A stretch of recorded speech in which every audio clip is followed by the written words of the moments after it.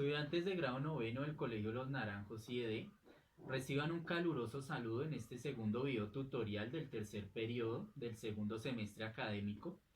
Vamos en este video a profundizar sobre la temática de la Revolución Rusa. Para abordar este tema analizaremos en primer lugar cuáles fueron las consecuencias de este fenómeno social, en segundo lugar cuáles fueron las consecuencias para Rusia y otros países vecinos y qué cambios se dieron al interior de Rusia.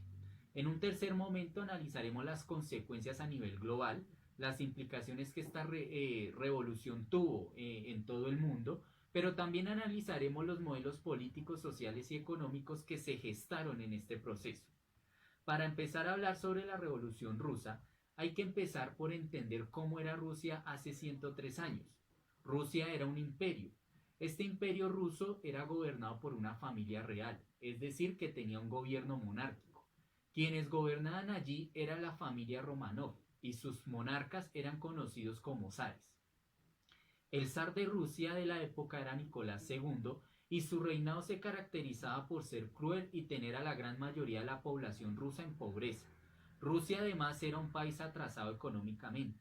Principalmente era un país de campesinos y feudalistas.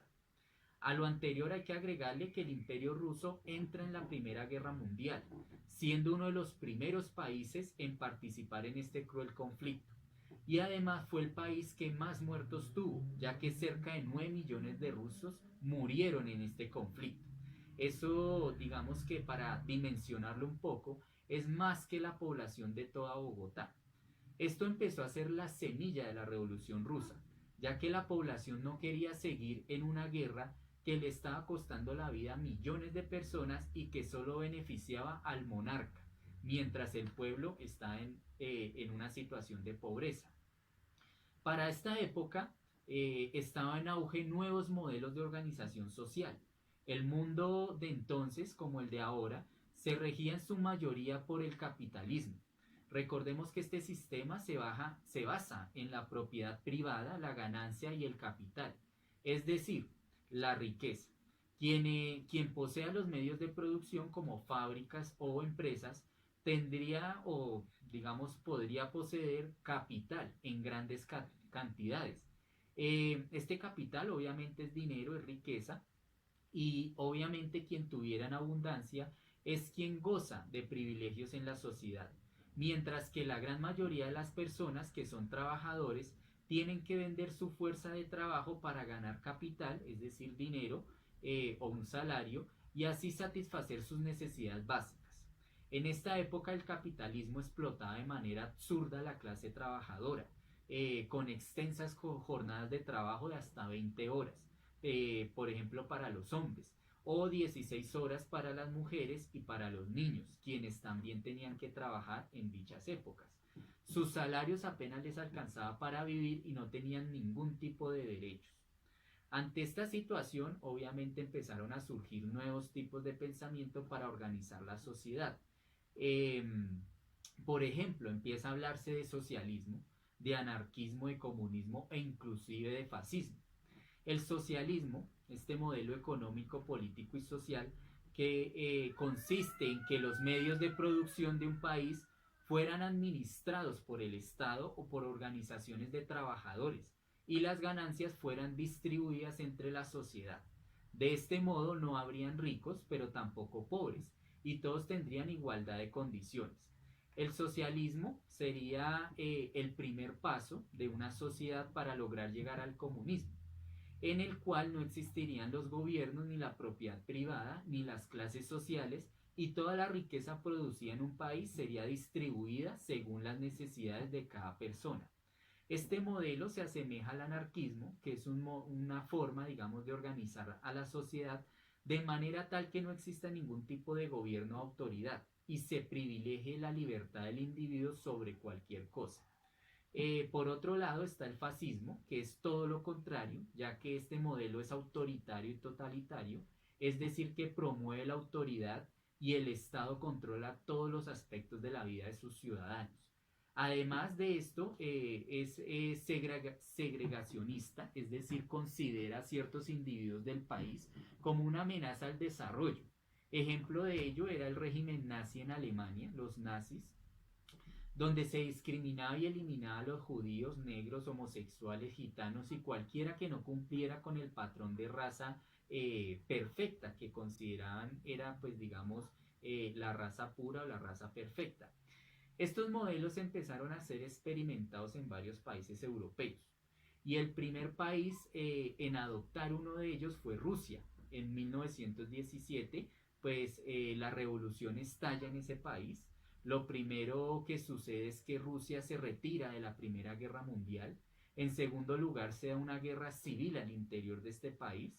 La familia real es fusilada y finalmente en octubre de 1917 los comunistas toman el poder y empiezan a instaurar el socialismo. Recordemos que el socialismo es el primer paso para alcanzar el comunismo. Otros países cercanos a Rusia se unen a este país y juntos conforman la Unión de Repúblicas Socialistas Soviéticas en 1922, es decir, 5 años después de iniciada la revolución. De ahí en adelante nace el primer Estado socialista, pero no el último, ya que muchos países del mundo empiezan a adoptar este modelo de organización social a lo largo del siglo XX, es decir, del siglo pasado. De hecho, en el auge del socialismo, la gran mayoría del mundo vivió bajo este modelo, sobre todo en Asia y en Europa. En África algunos experimentaron con este modelo y en América solamente Cuba logró convertirse en el único estado socialista del hemisferio occidental. Bajo este modelo, Rusia pasó de ser uno de los países más atrasados del mundo y en menos de 30 años se convirtió en una potencia militar, económica, política y científica, teniendo importantes logros como es el envío del primer satélite al espacio, el primer ser vivo al espacio, la primera mujer y el primer hombre que, digamos, orbitaron el planeta. Fue además el primer país en construir una estación espacial por sí solo. Militarmente era también una potencia e inclusive causó la detonación nuclear más grande registrada pues hasta la actualidad. Este rápido desarrollo llevó a que los países capitalistas, en cabeza de los Estados Unidos, el país, digamos, capitalista más poderoso que inclusive prevalece hoy en día, empezara una competencia por demostrar qué modelo era mejor. Muchos países capitalistas, para evitar que sus ciudadanos desarrollaran modelos socialistas, empezaron a adoptar muchas políticas del modelo socialista, como por ejemplo la reducción de la jornada laboral, que pasó a ser de 8 horas de trabajo para que las personas tuvieran 8 horas de descanso y 8 horas para el ocio, es decir, para actividades libres. También implementaron en sus países modelos de salud y educación públicos y gratuitos, eh, o mejor, mejoraron los salarios y empezaron a dar a sus ciudadanos. Sin países de Asia y África y también de Latinoamérica se desarrollaron guerras civiles, grupos insurgentes, ya revoluciones, estados socialistas en estos países y los gobiernos con ayuda de grupos paramilitares que querían conservar el modelo capitalista. Por un lado, los socialistas eran apoyados por la Unión Soviética y por otro lado los estados capitalistas pues eran apoyados por países como Estados Unidos. Eh, Otra cosa, pues digamos que está como ejemplo, digamos, claro de esta confrontación Nicaragua, que al igual que Cuba, la guerrilla de ese país logró tomar el poder en el año de 1979 y empezar a construir un estado socialista, el cual fue derrotado por fuerzas paramilitares que en ese país se denominaban los contras, quienes bombardearon puentes, cultivos, fábricas y sabotearon todos los desarrollos de este país, empobreciéndolo y acabando con la idea pues de instaurar el socialismo en ese país. Por ejemplo, también está, digamos, El Salvador, que también se enfrascó en un conflicto que destruyó ese país. eh, y fue, digamos, una confrontación entre los grupos insurgentes que trataban, digamos, de instaurar el socialismo en ese país y los ejércitos que trataban, obviamente, de evitarlo. Esos, digamos, fueron las consecuencias generales que se dieron a raíz de la Revolución Rusa, la cual terminó en 1991, es decir, hace 29 años. tras agotarse el desarrollo de dicha sociedad y no encontrar la manera de sostener ese modelo. Hoy en día la Unión de Repúblicas Socialistas Soviéticas no existe. Este país se desintegró y en su lugar nacen países como Rusia, Ucrania, Kazajistán, entre otros. Rusia hoy en día adoptó el modelo capitalista, al igual que toda Europa.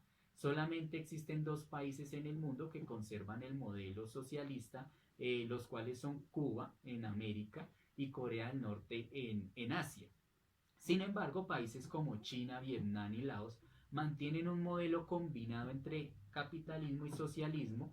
eh, de hecho, digamos, en China el modelo de organización social se denomina o le llaman socialismo con características chinas y el único partido político que está autorizado y que gobierna es el Partido Comunista, como sucede, por ejemplo, en Cuba, que es uno de los países plenamente socialistas que todavía existe. Bueno, hasta aquí digamos que está esta aproximación de la Revolución Rusa. Espero haber ampliado el tema y nos veremos en nuestros próximos encuentros virtuales. Les agradezco, digamos, por la atención, por la, por la atención y por haber, digamos, profundizado en esta temática que de alguna u otra manera, al igual que por ejemplo otros fenómenos históricos como la Revolución Francesa, han traído consecuencias para todo el mundo, incluyendo nuestra sociedad colombiana, que también ha vivido el conflicto entre grupos insurgentes que han tratado de instaurar el socialismo y el Estado, que es evidentemente capitalista, que ha tratado de evitarlo, así como la historia de muchos otros países de América Latina, África, Asia, que han sido, digamos, sumergidos en esta dinámica de ver qué modelo económico, político y social se instaura en sus respectivos países. Entonces, hasta aquí esta explicación. Espero les haya quedado algunos elementos y conceptos un poco más claros y nos veremos en nuestros próximos encuentros virtuales. Muchas gracias y hasta luego.